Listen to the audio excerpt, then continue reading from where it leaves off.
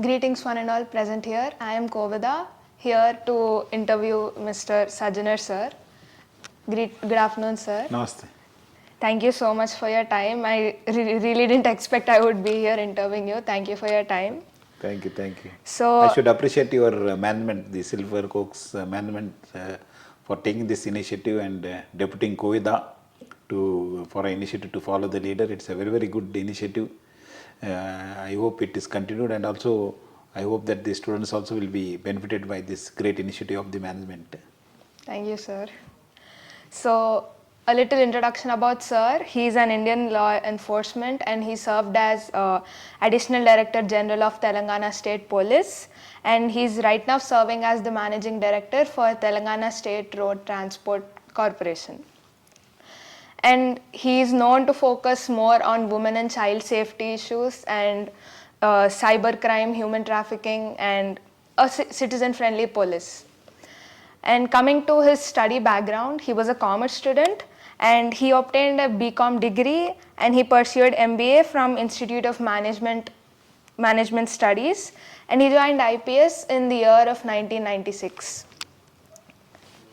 So, we'll start. Yes, yes.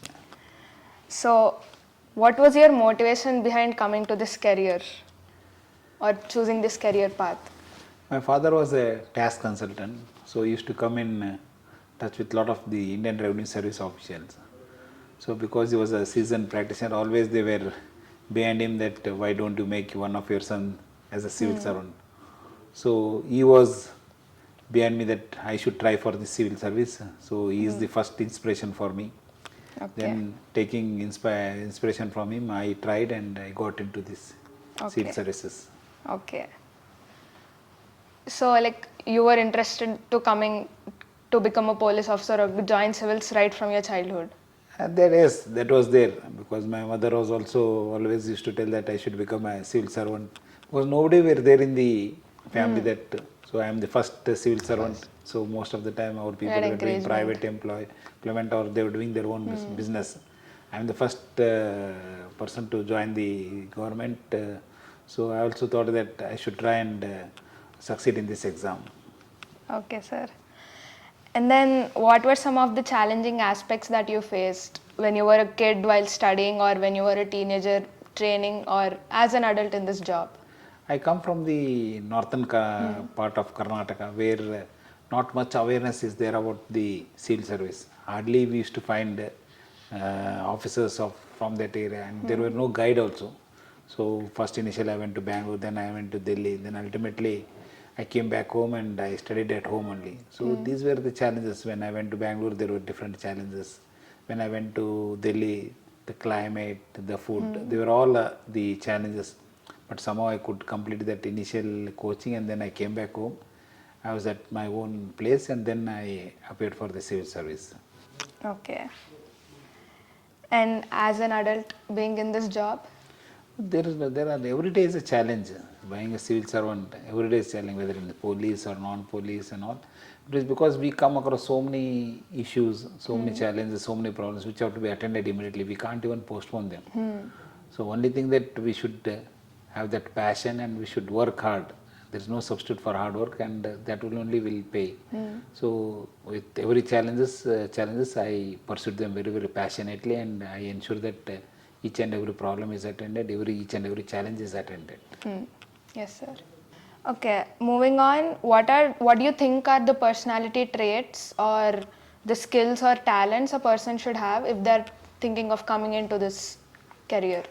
First thing, they have to be very, very humble, simple, and then above that, they should be very, very hardworking because this job requires a lot of hard work, right from morning to till the evening. We don't know what will be the challenges, what will be the demands. So there is no substitute for hard work. So people who are willing to put in their hard work, who have passion, should only join this service. They should be dedicated. They should be dedicated. Patience also. That is there, but those comes along with the job. But whereas first is passion and hard work. Yeah. Because it requires. So also that's why we find that the exam also is tough. It's conducted in 3 stages. So even if you don't clear the interview, again you have to start from zero. So it requires a lot of hard work. So that's why that's first the quality the person should have when he wants to enter the civil service, and he should be very passionate, because we come across so many problems, so many demands. Until the officer is having that, or the person is having that passion, he can't attend to it. Yeah, right. And lastly, what suggestions would you give to my peer classmates, if they want to get into civil services? It's a civil service is a very, very challenging area, a lot of demanding area. You can do a lot of things to the common public, and you can also serve your motherland. So I think people should come forward and join the civil service. People talk a lot of things saying that it's very tough and all. Nothing to worry.